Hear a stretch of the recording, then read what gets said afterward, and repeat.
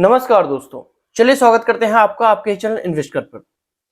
तो आज जो आईपीओ है आपके लिए वो है प्रोटीन ई गॉव टेक्नोलॉजी लिमिटेड का आईपीओ है और कंपनी बनी है 1995 में। कंपनी गवर्नमेंट का एक यूनिट है। ये जो कंपनी है वो पहले जिस नाम से जानी जाती थी उसका नाम है NSDL e governance infrastructure limited. Company जो अपने कामों में संलग्न है वो काम है गवर्नमेंट का डेटाबेस तैयार करना, गवर्नमेंट का डेटाबेस को रिकॉर्ड करना। और जैसे कि पैन का डेटाबेस है, आधार का डेटाबेस है, देश की पॉपुलेशन का डेटाबेस है, तो डिफरेंट डेटाबेस को कंपनी मेंटेन करती है।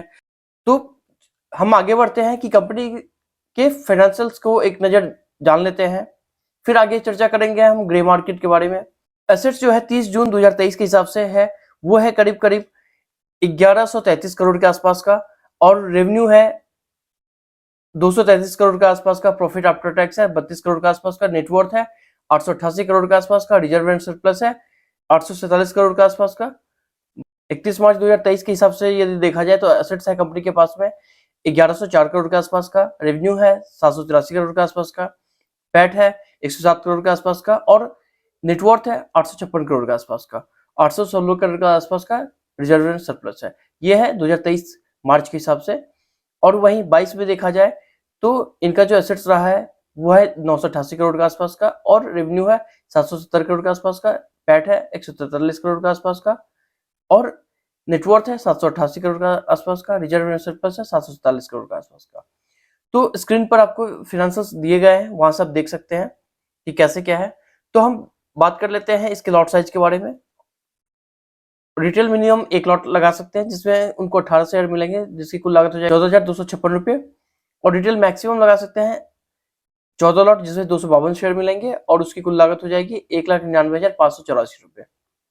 एसएचएनआई मतलब यानी कि स्मॉल कैटेगरी की जो एचएनआई है वो लगा सकते हैं 15 लॉट जिसमें कि 270 शेयर मिलेंगे, उसकी कुल लागत हो जाएगी 2,13,840। और एसएचएनआई मैक्सिमम लगा सकते हैं 70 लॉट जिसमें 1260 शेयर मिलेंगे, उसकी कुल लागत हो जाएगी 9,97,920 रुपये। बीएचएनआई लगा सकते हैं 71 लॉट जिसमें 1278 शेयर मिलेंगे और उसकी कुल लागत हो जाएगी 10,12,176 रुपये। ठीक है, तो आगे चर्चा कर लेते हैं हम। आईपीओ ओपन कब हो रहा है? आईपीओ ओपन हो रहा है 6 नवंबर और बंद हो जाएगा 8 नवंबर को। अलॉटमेंट हो जाएगा 13 नवंबर को और रिफंड आपका इनिशिएट कर दिया जाएगा 15 नवंबर को। डिमैट में आपको शेयर मिल जाएगा 16 को, लिस्टिंग है 17 नवंबर को। तो चलिए हम आईपीओ को कुछ बृहत जानने की कोशिश करते हैं। तो फेस वैल्यू है 10 रुपए पर शेयर का, प्राइस बैंड रहेगा 752 रुपए से 792 रुपया, और 18 शेयर का लॉट है यानी कि एक लॉट में 18 शेयर आते हैं। इशू साइज है 490 करोड़ के आसपास का, टोटली ओवीएस है, ये एक बड़ा पॉइंट है, इसको जरूर दिमाग में रखिए इन्वेस्ट करने से पहले। ग्रे मार्केट के प्रीमियम यदि देखा जाए इनका तो करीब करीब 20% का आ रहा है अभी फिलहाल के तौर पर, तो आप देख सकते हैं कि क्या करना चाहिए।